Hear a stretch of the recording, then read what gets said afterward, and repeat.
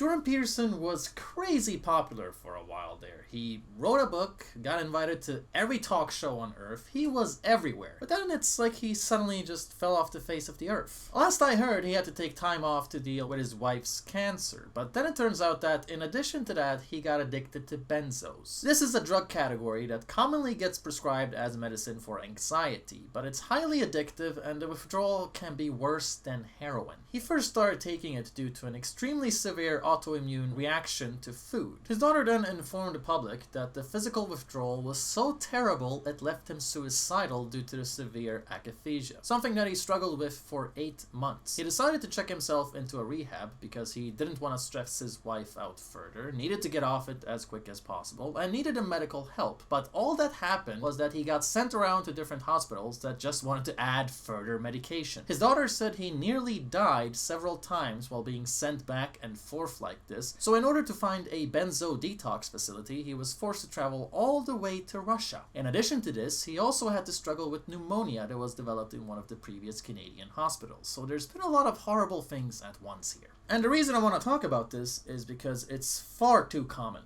It's far too common that doctors prescribe medicine like benzos and leave people struggling with addiction. The opiate epidemic stems from the refusal of medical professionals to treat problems adequately. Instead, they just hand you a quick prescription. I even had this happen to 2 close friends of mine. Each went to see a doctor for something as basic as sleeping issues, and they were given this complete poison immediately, when it's worse than heroin. One of them ended up not taking these pills, the other, well, not so lucky. He tried to get off it, ended up crashing mentally, and still hasn't recovered fully, as far as I'm aware. That was a few years ago. Peterson's daughter said, "My dad almost died from what the medical system did to him in the West." End of quote, referring to doctors trying to treat symptoms caused by heavy drugs by adding more heavy drugs. They misdiagnosed Peterson several times and focused mostly on new medication. Now, I'm not so sure on her praise of Russia's medical system here, given their drug policies aren't the best either, but I do know her critique against Western medicine is completely valid, as I've seen this myself many times with people struggling with mental issues. You go to the doctor with one problem, then when the side effects pop up, you get new problems, so you get prescribed new drugs for those problems with new side effects. And before you know it, you're an over-medicated zombie eating 20 drugs at once. That's not a fate worthy of anyone. The way big corporations get tied in with medicine and corrupt health professionals is a public health hazard. Something I've noticed here in Sweden is many times doctors and therapists don't even want to give you therapy, because individual-based psychotherapy is more expensive than giving you pills. So in order to save resources, the municipality will just dismiss you, belittle your request, deny the help that you're actually asking for, and just try to make you addicted to their medicine instead. It's disgusting. Especially when the right strain of cannabis works way better for anxiety, depression, etc. than any of the test rabbit shit pills that they try out on you. It's crazy to think that one illegal drug can have less side effects and more benefits than the legal drugs. So instead of eating those 20 pills at once, it might have been better with just one pipe. Now, this is rare, but I did notice a few dumbasses reveling in Peterson's agony. One example being a university professor at Ottawa, showcasing exactly the lack of empathy Peterson has associated SJWs with. And the other example being some dumb shit gym bro, essentially saying, "Be a man! Be a perfect man!" The wisdom of a man. So entitled morons are actually trying to act smart here by claiming he's a hypocrite because he said clean your room, and now his room isn't clean because of personal issues. Because he's an addict with trouble, so he can't tell anyone else what to do. Me. Yeah, because of the opiate epidemic, Lenin. Peterson was prescribed a drug to help with his health problem. That drug turned out to be shit. That's a problem with society, not Peterson. He didn't start snorting coke to escape his reality here, okay? He's been struggling with health issues. Trying to get help for your problems is the very definition of cleaning one's room. And Peterson never spoke out against drugs. He's been open with his medical use of antidepressants, and he supports the legalization of cannabis. Canada has legalized marijuana. What are your thoughts? It's about time. That's my thoughts. So, all you people accomplished is shitting on someone for needing support, expecting them to handle his wife's terminal cancer like a robot. Nice going there, big brain. I'd like to see how you'd handle someone lecturing you on perfection when your partner gets terminally ill.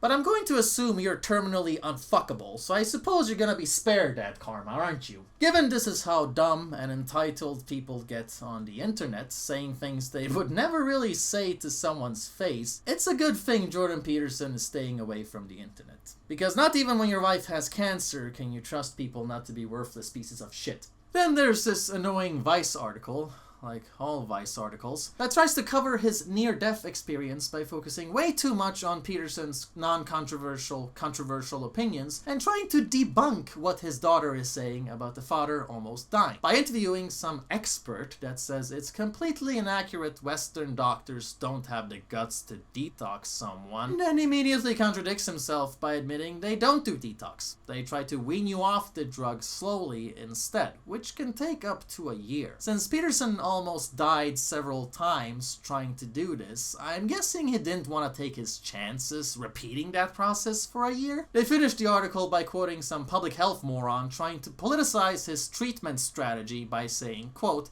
"This sends a message that in order to be a real man, one must undertake a detox without the aid of other medications. This is in line with Peterson's views around masculinity." No, it's not. It's him nearly dying several times over and then thinking that maybe you can't always treat the problem of dope with more dope. It even says so in your biased garbage article here. So why not just go with a to each their own mantra, huh?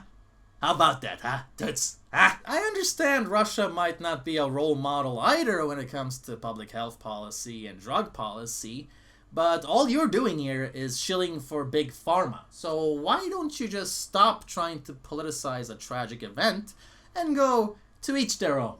On a more general note, I've noticed that Peterson's biggest critics are Nazis and leftists. So collectivists. That's the binding factor here. It's either A, he doesn't talk about Jews enough, B, he believes in God, lol, so that automatically makes me smarter, right, Sam Harris? And then I do see a C sometimes, in that he doesn't understand postmodernism. But if you're defending that complete horseshit, then clearly you don't either. The only thing cultural relativism accomplishes at the end of the day is legitimizing rape and honor killings. Trust me, I'm Swedish. I just find it mind-blowing how nitpicky people can get when someone has done so much more good than bad. I'm not saying you have to agree with everything that Peterson thinks. I mean, I don't. But how much good have you done by getting addicted to porn and arguing for shit ideas on the internet? Here in Sweden, benzo prescriptions to kids and young adults increased with 22% from 2006 to 2013, and a third of teenagers here are being given this drug against international recommendations for longer than 6 months. This complete poison is worse than heroin, and it's being sold by doctors as medicine. And I think it really speaks to the opiate epidemic taking place here and America, when even a professional like Jordan Peterson can fall victim to it. It's just terrifying to think that we almost lost one of the greatest minds of our modern era to the corruption of the medical industry. Something so basic that's prevalent in so many people's lives. Really speaks to how widespread it is. In the video update on his main channel, Peterson's daughter informed us there's a lot of physiological damage that he needs to recover from. He has neurological damage and a long way to go to full recovery. He's taking anti-seizure medication and cannot type or walk unaided. But he is on the mend, and his sense of humor has finally returned. He's now smiling again for the first time in months, but he still has a long way to go to recover fully. It appears we are going to get through this by the skin of our teeth. Now, how crazy is that? She's saying that these reactions Jordan Peterson had are rare but not unheard of. Yet, most of what I've heard about benzos is not good. It rarely seems to help anyone. It's extremely dangerous and gets prescribed extremely easily. So I think it's sad how selling pills often comes at a higher priority than giving people the right treatment. Luckily, Jordan Peterson is on his way to becoming better, but far too many people with experience of these drugs aren't. Far too many end up worse off. And so I think that calls for a reason to think differently with things like decriminalization. The amount of miracle success stories out there with CBD and THC in terms of anxiety, depression, epilepsy, ADD, etc. are far more common than what you hear about benzos. Just look at the story of Charlotte's Web, for example. There are illegal drugs with less side effects than legal drugs. Just think about that. And as always, thank you for watching.